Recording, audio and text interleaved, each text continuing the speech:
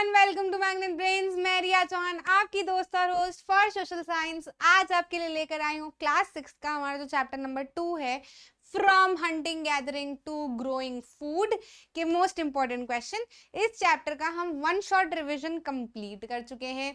History बहुत important part है भैया। पूरा 6th हिस्ट्री जो है वो आपका एंशिएंट इंडिया कहलाता है, जो कि आपको आने वाली बड़ी बड़ी एग्जाम्स में भी काम आता है।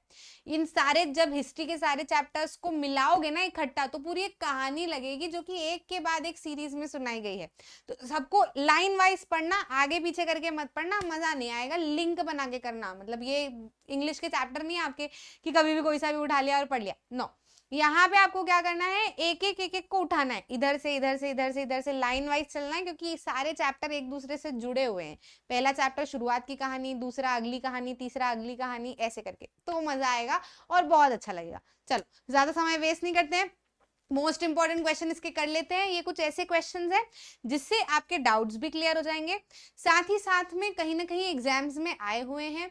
साथ ही साथ में आपको ये भी समझ आ जाएगा कि यदि कोई पर्टिकुलर चीज पूछी जाती है तो उसका जवाब आपको किस तरीके से देना है, क्या क्या पॉइंट्स उसके अंदर इंक्लूड करने। तो मैंने कंप्लीट आंसर लिखे हैं, कोई एक दो पॉइंट करके आप उसको इलेबोरेट करने की आपको अलग से जरूरत नहीं है। मैंने पूरे आंसर्स फ्रेम किए हैं, तरीके से बनाए हुए हैं, तो आप अच्छे से सब कुछ देख लीजिएगा। और ऑल्सो दीज आर रिसर्च्ड, कहीं पे कुछ मिला कहीं पे कुछ मिला है, तो सब कुछ कंबाइन करके जो मुझे ठीक लगा है तो वो यहाँ पर आपके पास में प्रेजेंट हो रहा है। ठीक है, बात करते हैं पहले क्वेश्चन की, जो कह रहा है from where does the most of our food कम।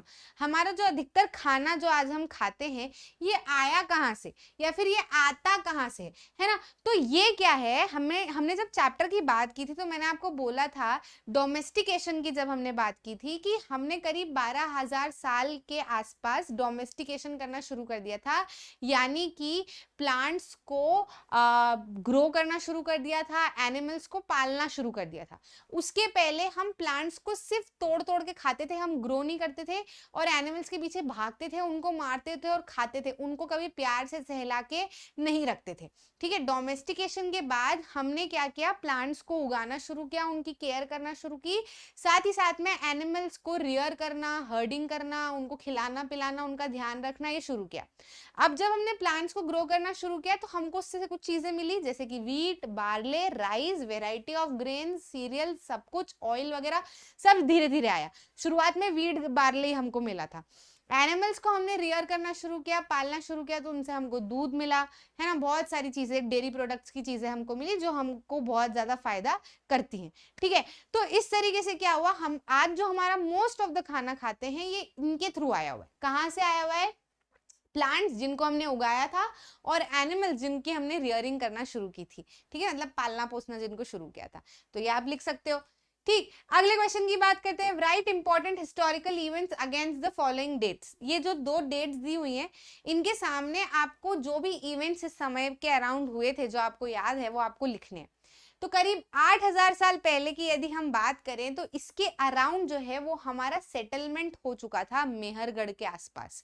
मतलब इस चैप्टर के टर्म्स में आपको बताना है।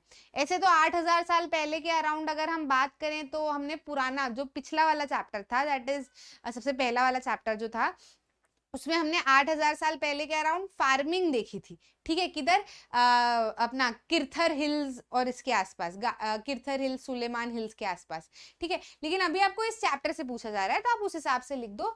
बाकी अराउंड अराउंड आप कुल मिला के यही समझोगे कि जो जैसे 8,000 साल पहले की बात है तो करीब करीब फार्मिंग शुरू हुई है, तो फार्मिंग शुरू हुई है तो फार्मिंग के बाद ही हमने उन जगहों पर रहना शुरू किया था। ऐसा नहीं है कि दोनों अलग चीज है, कि रहना अलग अलग कैसे याद रखेंगे, ऐसा नहीं है। अगर फार्मिंग शुरू किए मतलब आपको फसल की देखभाल करनी है, मतलब आपको रहना तो पड़ेगा ही। मेहरगढ़ के आसपास भी अगर लोगों ने रहना शुरू किया है तो कारण यही है कि उन्होंने फार्मिंग शुरू कर दी है, ग्रेन्स को उगाना शुरू कर दिया है, जानवरों को रखना शुरू कर दिया, तो उनको ऐसा लग रहा है अब भागने से मतलब नहीं है, इनका ध्यान रखना पड़ेगा, तो रुकना पड़ेगा यहाँ पे, इसलिए सेटलमेंट बनाना पड़ेगा, जगह बनानी पड़ेगी रहने की अब यहीं, अब भागने से कुछ नहीं मिलना। ठीक है, तो ये पॉइंट आपका आ जाएगा। 12,000 साल पहले के अराउंड की बात करें तो डोमेस्टिकेशन की प्रैक्टिस शुरू हो चुकी थी, ठीक है। अब settlement various part of country में बहुत अलग अलग जगह पर अलग अलग समय पे हुआ, कहीं पे बहुत जल्दी हो गया था, कहीं पे बहुत बाद में हुआ, कहीं पर एग्रीकल्चर बहुत जल्दी हो गया था, कहीं पे बहुत बाद में आया, है ना। जो हमने कुछ कुछ मेन जगहों के पढ़े हैं वो आपको दिमाग में रखना है, ठीक है। डोमेस्टिकेशन यानी कि पालना प्लांट्स और एनिमल्स को करीब 12,000 साल पहले अगर हम बात करें तो डोमेस्टिकेशन शुरू कर दिया गया था ऑल ओवर, अगर कंक्लूजन की तरह बात करें तो, ठीक। अगले की बात करते हैं, explain the beginning of farming. Beginning of farming के बारे में हमको बताना है तो एक्सप्लेनेशन हम करेंगे तो इसमें हम बता सकते हैं कि फार्मिंग शुरू कैसे हुई, है ना।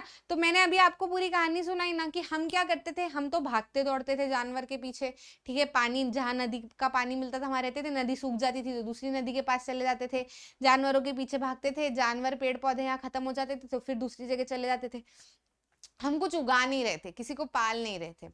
अचानक से समय बदला, कंडीशंस वार्म हुई, ऐसी कंडीशन इन्वायरमेंटल बनी कि ग्रासलैंड्स डेवलप होने लगे। जैसे जैसे ग्रासलैंड्स डेवलप होने लगे तो एनिमल्स अच्छे से रह पाए, है ना। जैसे जैसे एनिमल्स मल्टीप्लाई होते गए वैसे वैसे समय धीरे धीरे बदलता गया, समय बदलता गया, ग्रासेस उगने लगी, ग्रासेस में से अपने आप ग्रेन्स उगने लगे, अपने आप, ये चीज ध्यान रखना, नेचुरली ग्रेन्स अपने आप उगने लगे। सबसे पहले जो ग्रेन्स उगे थे कुछ वो व्हीट और बार्ले थे, कुछ एरियाज है जहां पर राइस भी देखने को मिला था, पर राइस बहुत बाद में आया। व्हीट और बार्ले शुरुआत में हमको देखने को मिले। फिर हमने देखा, मतलब ह्यूमंस ने देखा कि यार हम भाग रहे हैं, ये तो खाया जा सकता है ग्रेन्स। फिर किसी ने देखा कि यार इसको अगर जमीन में गाड़ दे तो ये तो उग रहा है, तो मतलब ऐसा नहीं कि ये कल को नेचुरली उगा नहीं होगा तो फिर प्रॉब्लम, है ना। तो ऐसा करो, ये ग्रेन्स को स्टोर करके रखो, फिर जमीन में गाड़ देंगे, पानी डालेंगे तो फिर उग जाएगा, जहां जमीन में डाल देंगे, गाड़ देंगे, पानी डाल देंगे, फिर उग जाएगा। पर यहाँ किसी ने देखा कि इसका तो ध्यान रखना पड़ेगा, किसी ने देखा कि इसको तो ग्रो होने में 2 महीने लगते हैं, किसी ने देखा कि यार इसको तो ज्यादा पानी देना पड़ता है, सनलाइट इतने इतने समय पे चाहिए। ऐसे सबने अपने अपने ऑब्जर्वेशन दिए और इस तरीके से क्या हुए, हमने फार्मिंग करना शुरू की, क्योंकि इनका ध्यान रखने की जरूरत थी, इसलिए फिर हमने वहीं पे घर रहना करना भी शुरू किया। पहले हम जो भाग दौड़ रहे थे हमने बोला अब जानवरों को जाना है जाने दो, जो वाइल्ड है जिनको जाना है जाने दो, हम इनका ध्यान रखेंगे, क्योंकि खाना हमको वहां भी खाना मिल रहा था, यहाँ भी खाना मिल रहा है, रुक के खाना मिल रहा है तो रुक के खाना ले लेते हैं, ठीक। तो बस यही चीज आप यहाँ पे एक्सप्लेन कर दो, है ना। आपको पैराग्राफ दिया हुआ है एनसीईआरटी में पूरा का पूरा चैप्टर नंबर 2 में, तो वही चीज आप यहाँ पे लिख सकते हो कि climate of the world was changing and so were plants that people used as food, है ना। क्लाइमेट बदल रहा था दुनिया का, साथ ही साथ में जिन प्लांट्स को लोग खाते थे डायरेक्टली वो भी बदल रहे थे। अब क्या हुआ, लोगों ने देखा कि एडिबल प्लांट्स आने लगे हैं ग्रासेस में से, ग्रेन्स उगने लगे हैं ग्रासेस में से, साथ ही साथ में सीड्स जो है वो निकलने लगी है स्टॉक्स में से, ग्राउंड पे गिरने लगी है, नए प्लांट आने लगे हैं और प्रोसेस रिपीट होने लगी है। लोगों ने इस चीज को ऑब्जर्व किया, उन्होंने देखा कि प्लांट्स की देखभाल करनी पड़ेगी, प्रोटेक्ट करना पड़ेगा एनिमल्स और बर्ड से, तभी इसको खा सकते हैं, सीड्स के रिपन होने तक वेट करना पड़ेगा तभी काम चलेगा। इसलिए फिर उन्होंने सेटलमेंट बनाया और ऐसे हम फार्मर्स बन गए, ठीक। समझ आया, तो ये आप बिगनिंग ऑफ फार्मिंग में डाल सकते हो। अगले क्वेश्चन की बात करें तो when did domestication start, right the names of the earliest domesticated plants and animals. Domestication कब शुरू हुआ, हमने कब पालना शुरू किया, करीब 12,000 साल पहले, मिजोलिथिक पीरियड जब शुरू हुआ था तब हमने क्या किया, डोमेस्टिकेशन करना शुरू किया। अभी जो डोमेस्टिकेशन हमने शुरू किया इसमें हमने देखा कि ग्रेजुअल प्रोसेस थी, धीरे धीरे करके अलग अलग पार्ट ऑफ द वर्ल्ड में, अलग अलग पार्ट ऑफ द वर्ल्ड में हुई, कहीं पे जल्दी हुई, कहीं पे लेट हुई, बहुत सारी चीजें देखने को मिली। कुछ अर्लीस्ट प्लांट्स, है ना, कुछ अर्लीस्ट प्लांट्स जो डोमेस्टिकेट किए गए थे वो व्हीट और बार्ले थे, ये भी आपको दिया हुआ डोमेस्टिकेशन वाले पूरे पैराग्राफ में। साथ ही साथ में कुछ अर्लीस्ट एनिमल्स जिनको डोमेस्टिकेट किया गया वो शीप एंड गोट थे। इसमें आप एक और पॉइंट ऐड कर सकते हो, द अर्लीस्ट एनिमल, अगर सिर्फ एक ही पूछा जाए आपको जिसको टेम किया गया था, was wild ancestor of dog, है ना। कौन था, वाइल्ड एंसेस्टर, जो डॉग्स हैं उनके जो जंगली एंसेस्टर थे उनको पाला गया था। फिर धीरे धीरे जेंटल को हमने पालना शुरू किया, फिर वही डॉग्स जो है वो हमारे साथ साथ में रहते हुए जेंटल भी हो गए, ठीक है। तो ऐसे डोमेस्टिकेशन हुआ और ऐसे वही चीज हम फिर कंज्यूम भी करने लगे, है ना। समझ आया। तो ये डोमेस्टिकेशन होता क्या है, डोमेस्टिकेशन का मतलब ये है कि आप चीजों की जब देखभाल करना शुरू करो, ठीक है। मतलब अभी इसके पहले भी लोग खाते जानवर और पौधों को ही थे, ठीक है। लेकिन अब क्या हुआ, अब लोगों ने पौधों को देखभाल करके उगा के खाना शुरू किया, तोड़ के नहीं, देखभाल किया, उसमें मेहनत की, फिर खाया। जानवरों से भी प्रोडक्ट्स लिए पर उनको मारा नहीं, उनका मिल्क लिया, उनको भी खिलाया पिलाया, यानी कि उनका भी ध्यान रखा, उनकी देखभाल की और फिर उनसे कुछ प्रोडक्ट्स लिए। क्लियर है कि नहीं? ये प्रोसेस क्या कहलाती है? डोमेस्टिकेशन कहलाती है। हम कहते हैं ना डोमेस्टिक एनिमल्स, तो वही डोमेस्टिकेशन। ठीक है, जानवरों को पालतू बनाना, पौधों को ऐसा बनाना इज डोमेस्टिकेशन। ठीक है, अगले क्वेश्चन की बात करते हैं। What did cultivation led to? Cultivation से हुआ क्या, है ना? मतलब ये जो हमने प्लांट्स पौधे वगैरह सब उगाना शुरू किए, इससे हुआ क्या? तो इससे नई जिंदगी का परिवर्तन हुआ, मतलब हमारी जिंदगी जो है वो पूरी तरीके से बदल गई। हम एक बिल्कुल नई जिंदगी में आ गए। पहले जो हम भाग दौड़ रहे थे, हमारे पास कोई घर के आते पते नहीं थे, रहने के आते पते नहीं थे, सिर्फ पेट हम भर रहे थे, पानी हम पी रहे थे, बस इतना ही काम कर रहे थे। अब जब से कल्टीवेशन होने लगा तब से हमने सेटल होना शुरू किया, क्योंकि हमको प्लांट्स एनिमल्स की देखभाल करने के लिए उसी जगह पे रहना पड़ा। तो हमको बहुत सारी चीजों की जरूरत लगी कि भैया सर पे छत भी चाहिए, पानी आएगा, तूफान आएगा, तो हमने जैसे तैसे करके आइडिया लगा के अलग अलग तरीके घर बनाने शुरू किए। किसी ने जमीन के अंदर अंडरग्राउंड पिट हाउस बनाए, है ना, किसी ने झोपड़ियां बनाई ग्रास लगा के उनको टिका के, किसी ने पत्थरों के अंदर घर ढूंढ लिए कि हाँ भैया केव्स के अंदर भी रह सकते हैं। तो सबने अपने अपने आइडियाज लगाए, क्योंकि अब जब रहना था तो अपने आप को प्रोटेक्ट करना था, तो कैसे करें? सर पे छत तो चाहिए, तो फिर तरीके अलग अलग, है ना। प्लांट्स है उनको स्टोर करना है, क्योंकि अब प्लांट से ग्रो हुए, कल्टीवेशन किया है, तो अब उसमें से सीड्स निकलेगी, क्योंकि अब फिर नया वापस से बोना है। तो सीड्स को स्टोर कहाँ करेंगे, है ना, क्योंकि तूफान आएगा, पानी आएगा, बारिश होगी, तो वो सीड्स तो फिर खराब हो जाएंगे। तो उनको स्टोर करने के लिए क्या करें? किसी ने कभी पत्तों में स्टोर किया होगा, फिर धीरे धीरे किसी ने टोकरी बनाई होगी, फिर किसी ने देखा होगा कि यार क्ले को सुखा के तो कुछ बर्तन बनाया जा सकता है, तो किसी ने वो किया होगा।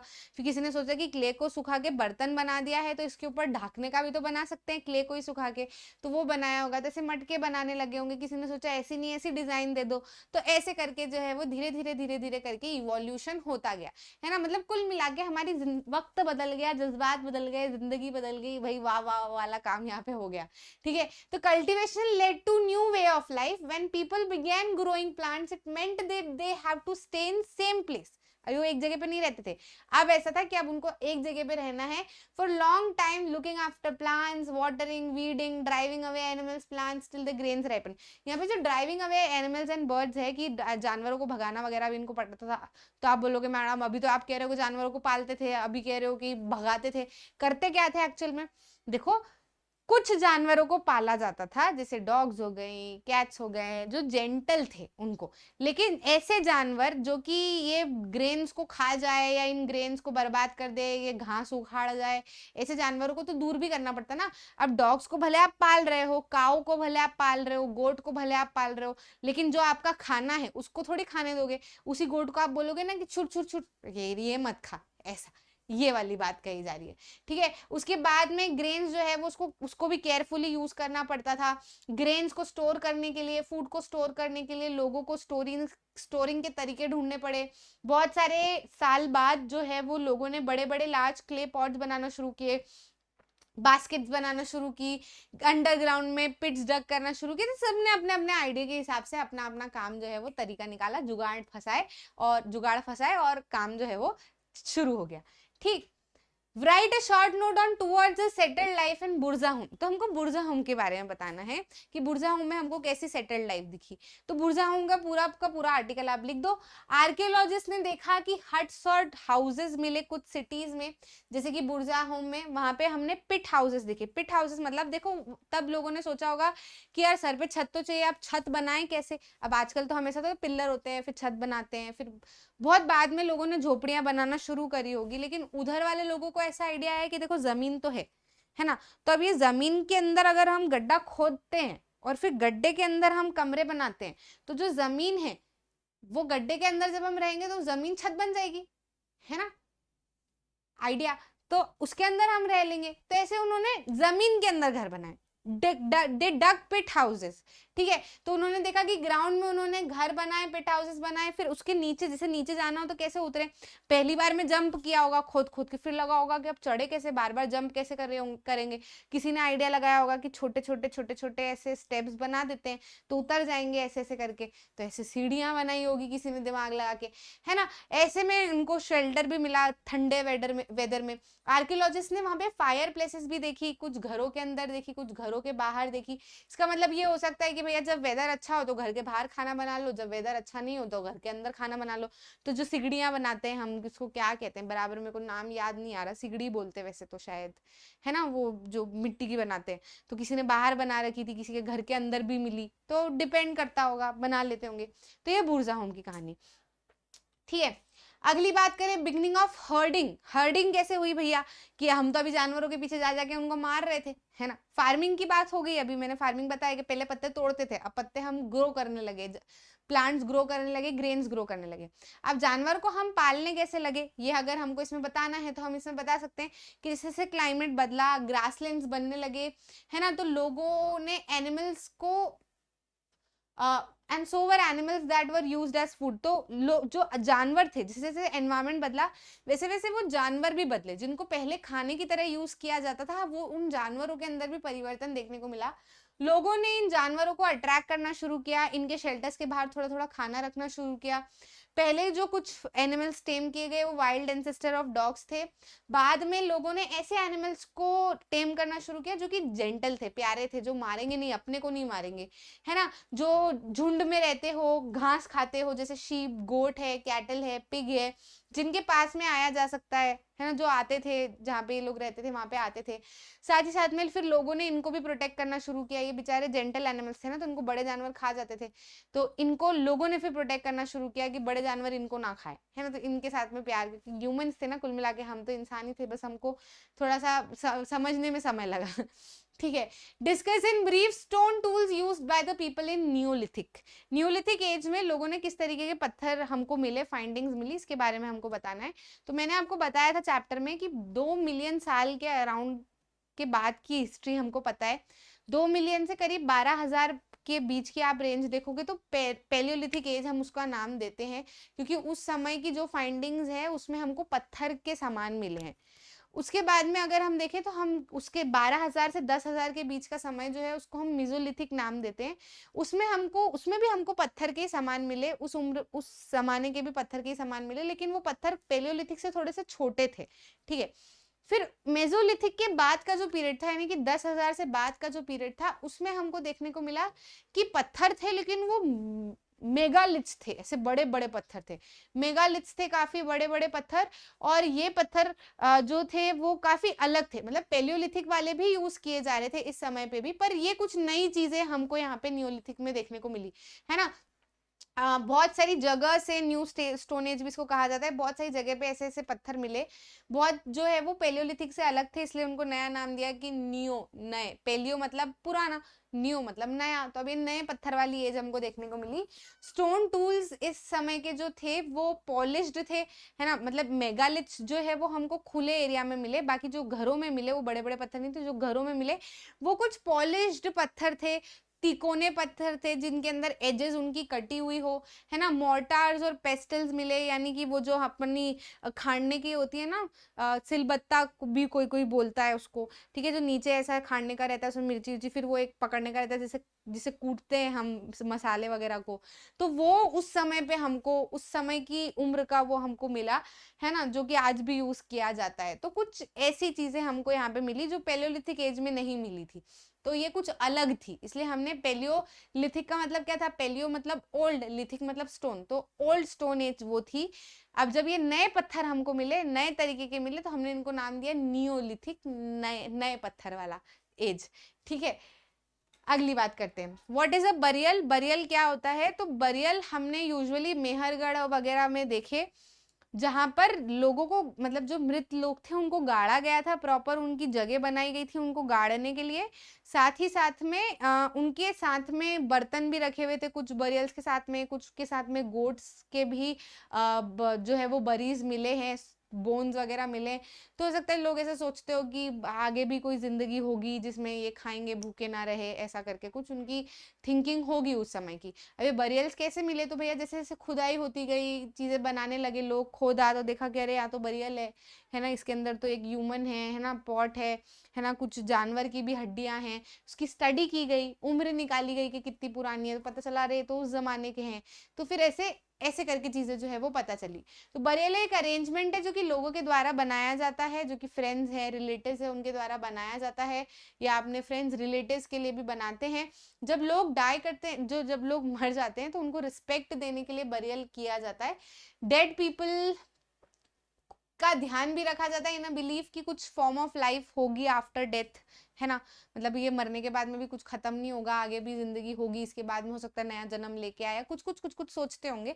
तो इस तरीके से बरियल्स के साथ में सामान जो है वो रखे जाते थे। अगले क्वेश्चन की बात करें तो what were the climatic conditions in Neolithic period. Neolithic period में क्लाइमेटिक कंडीशंस क्या थे, तो न्यूलिथिक पीरियड ही आप इसको ऐसे याद रख सकते हो, नया। तो यहाँ पे पत्थर भी नए तरीके के मिले, साथ ही साथ में इन्वायरमेंट भी बदल चुका था, ग्रासेस भी बदल चुकी थी, ग्रेन्स आने लगे थे, हर्डिंग करने लगे थे, जमाना एकदम बदल चुका था। तो वार्म कंडीशंस थी, काफी ज्यादा हैबिटेबल बन चुकी थी दुनिया। Neolithic period climatic condition became favourable and habitable, मतलब अच्छी, फेवरेबल यानी कि जिसमें रहा जा सकता है। एरिया जो है वो थोड़े से वार्मर कंडीशन, मतलब अच्छे थोड़े गुनगुने से हो गए थे, मतलब बहुत ज्यादा ठंड नहीं, अच्छा रहने लायक एटमॉस्फेयर बन चुका था, ताकि और फिर धीरे धीरे करके डेंस फॉरेस्ट भी दिखने लगे थे, क्योंकि एनवायरमेंट ऐसा बन गया कि पेड़ पौधे भी बहुत अच्छे से ग्रो करने लगे थे। और वार्म के कारण आइस जो है, ice covered by dry areas became open grasslands, है ना, तो जो ड्राई एरियाज थे वो भी ओपन ग्रासलैंड्स में तब्दील होने लगे, तो धीरे धीरे हरियाली बढ़ती गई और ऐसे ऐसे एनवायरमेंट चेंज हो गया। ठीक है, तो ये कौन सा पीरियड था, न्यूलिथिक पीरियड। तो बस ये कुछ क्वेश्चंस हैं, सारी चीजें आपके लिए अवेलेबल है, आई होप आपको अच्छे से समझ में आया है। चैप्टर को लेके कोई भी डाउट हो तो वीडियो अवेलेबल है, कंप्लीट चैप्टर रिवीजन, चैप्टर का नाम डालो, बाय रिया मैम डालो, पूरा चैप्टर आपको मिल जाएगा। बहुत लंबे समय में नहीं खींच खींच के मैंने पढ़ाया, क्योंकि जाहिर सी बात है आपके पास में समय कम होता है। पूरा चैप्टर कवर किया है, लेकिन टू द पॉइंट किया है, ठीक है, आपका टाइम वेस्ट ना हो इसलिए। तो उसको भी आप देख लीजिएगा अगर आपने नहीं देखा है तो। बाकी ज्योग्राफी कंप्लीट कर चुके हैं हम 6th का, हिस्ट्री भी आपका जो है वो चल ही रहा है, अगर आप बहुत बाद में देख रहे हो तो कंप्लीट हो चुका होगा। बाकी सारे चैप्टर्स भी कंप्लीट हुए आपको मिल जाएंगे, तो जो भी लगे आप सर्च कर सकते हो, सब कुछ एकदम फ्री ऑफ कॉस्ट है। डाउट लगे उसको जरूर से कमेंट से बताना, क्योंकि इंटरेक्शन होना जरूरी है भाई, एक बंदा बोले दूसरा कुछ पूछे ही ना तो वो नहीं चलेगा। जो लगे वो पूछो, जो लगेगा मैं समझाऊंगी, बताऊंगी, कमेंट्स में आपको बताऊंगी कि क्या सही है क्या गलत है, हम कमेंट्स में डिस्कस कर लेंगे। तो जरूर से कमेंट्स कीजिएगा, अच्छा लगे तो लाइक कीजिएगा, शेयर कीजिएगा अपने दोस्तों के साथ में, और चैनल को सब्सक्राइब जरूर कीजिएगा, ताकि वैसे कोई भी इंपॉर्टेंट वीडियो मिस ना कर जाए। मिलते हैं अगले वीडियो में।